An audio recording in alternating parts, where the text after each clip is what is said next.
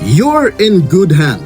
Ika nga ng 9IB sa dalawang NPA na voluntaryong sumuko sa pagsusumikap ng local government unit ng Libmanan, Camarines Sur nitong Miyerkules, Enero 28.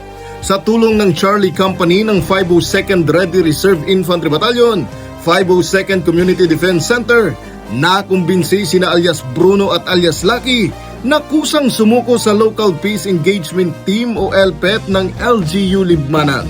Agad namang isinailalim sa debriefing ang dalawang dating NPA at susundan ng pagpoproseso ng mga kinakailangang dokumento upang sila ay makinabang sa Enhanced Comprehensive Local Integration Program o ECLIP ng pamahalaan.